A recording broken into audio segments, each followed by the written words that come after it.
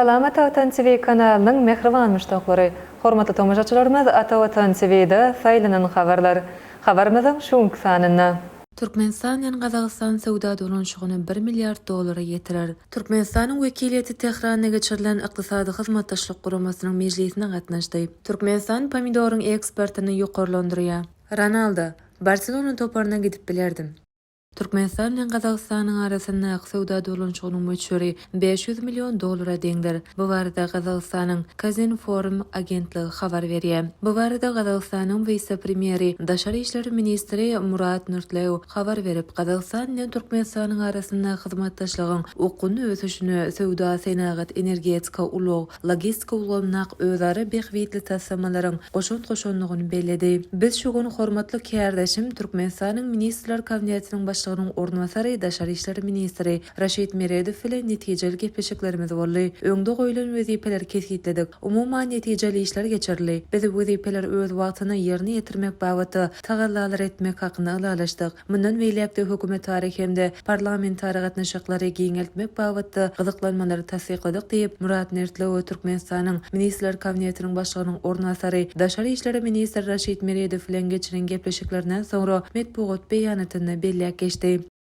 2025-nji ýylyň 3 fevralyny Türkmenistanyň Daşary işler ministriniň ornwasary Gurbanowyň ýoldaşlygyna Türkmenistanyň wekiliýeti Tehranda geçirilen ykdysady hyzmatdaşlyk guramasynyň Daşary işler ministrleriniň ornwasarlarynyň ýokary derejeli komitetiniň 1-nji mejlisine gatnaşdy. Doşugy ykdysady hyzmatdaşlyk guramasynyň agza döwletleriniň daşary syýasat edaralarynyň ýoldaşlarynyň ornwasarlary, sewit guramalarynyň ýoldaşlary, şeýlehem ykdysady hyzmatdaşlyk guramasynyň ýürütülüşdirilen edaralary, sewit guramalary we guruluş bölümleri gatnaşdy. Doşuň gün tertibine ykdysady hyzmatdaşlyk guramasynyň çägine maliýe we budjet hyzmatdaşlygyny mundan beýlekde ösdürmek, şeýlehem ykdysady hyzmatdaşlyk guramasynyň 2025-nji ýyl üçin maksatlarynyň durmuşa geçirilmegine we bu köp taraply guruluşyň iş mexanizmlerini gowlandyrmak mümkinçiliklerini garaldy. Ykdysady hyzmatdaşlyk guramasynyň ýurtlarynyň Daşary işler ministrleriniň ornwasarlarynyň ýokary derejeli komitetiniň ilkinji ýygnagynyň çägine Türkmenistanyň Daşary işler ministriniň ornwasary Gurbanow bilen ykdysady hyzmatdaşlyk guramasynyň baş sekretary Asat Majid Hanyň arasynda doşuk boldy.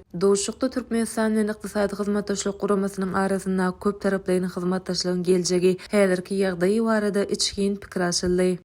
Gümrük statistikasynyň 2024-nji ýyl boýunça seljermesi bu döwürde Türkmenistanyň eksport edilen haritlaryň köpelendigini görkezýär. Bu haritlaryň aglaby böleginiň owugyjylyk önümleri düzýär. Bu barada döwlet gümrük gullugynyň resmi saýtyndan habar berilýär. Hususan ýyla dyşhanalardan alynan pomidor hasylynyň daşary döwletleri eksport edilen möçberiniň has artanlygy bellenilýär. Daşary ýurtlary çykarylan pomidoryň umum miqdary 149 000 tonna boldy. Bu görkezji 2022-nji ýyla görä 43 göterme goly ýokarlandy. 2024-nji ýyla umum eksport edilen pomidoryň 56 göterme goly Russiýa Federasiýasyna, 28 göterme goly Gazagystana we 11 götermeden gowragy Kyrgyzstana malaşyrly. 2024-nji ýyla Türkmenistanyň eksportynyň harit guruluşyny gök bakça ekenleri we meýwe önümleri kemagdyklyk edýär. Geçen ýylyň başyndan beri meýeşiň 13 000 tonna goly, ter düýüp sagynyň 6 000 tonna goly, ter meýweleriň we üzümiň 4 000 tonna goly eksport edildi. Bulardan başga da görkezelen döwürde goňşy ýurtlara konditor önümleriniň, gaplanan gök bakça we meýwe önümleriniň, alkogolsuz içkileriň uly möçberleri eksport edildi. Eksportda ýardam berýän şertler döretmek babaty gümrük amarlarynyň awtomatlaşdyrylmagy we sanylaşdyrylmagy döwlet gümrük gullugynyň eler tutulýan ugry bolup durýar.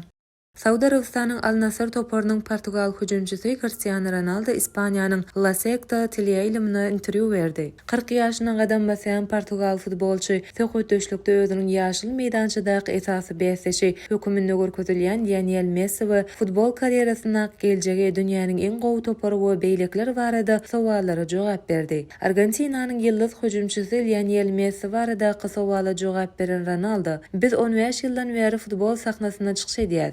Biziň hemişe gowy gatnaşyklarymyz boldy. Ol hem maňa gowy gatnaşyk alyp bardy. Biz futbol meýdançasyny birege hasy höwüslendirdik diýip jogap berdi. Ronaldo ozal düzümine çykyş eden Real Madrid toparyny dünýäniň en gowy topardygyny belledi. Ronaldo bu toparda 2009-2018 ýyllarda çykyş edip 438 duşukda oynap 450 gol geçiripdi. Portugal hüjümçi 2026-njy ýyllarky dünýä çempionatyna gatnaşmagy arzu edýändigini belledi. Ýöne ýene-de 1,5 ýylyň badygyny bellep, oňa çenli köp satlary durmuşa geçirmen gerekdigini aýtdy. Ronaldo geljekki karyerasy barada entek hiç ýyl çözgüt kabul etmädigini bellep, şuň hem hiç ýyly gynanman ýaşyl meýdançadan gidip bilerin. Ýöne entek goşunt goşmak mümkinçiligim bar diýip belledi. Barcelona gidip bilerdim. İspan tilä ýylyma beren interwýusynda Ronaldo Ispaniýanyň Barcelona toparyna gidip biljekdigini belledi. Ol bu barada Lisabonyň Sporting toparyna oýnan döwrümde Barcelona toparyna gidip bilerdim. Olar meniň bilen gyzyklandy. Bu başa barmady. Sebäbi İspan topary meniň şertnama baglaşyp 1 ýyl soňra kabul etmegi göz öňüne tutdy. Manchester United topary gönden-göne aldy diýip habar berdi. Portugaliýalyda tälimçi bolup işlemegi göz öňüne tutmaýandygyny belläp geçdi.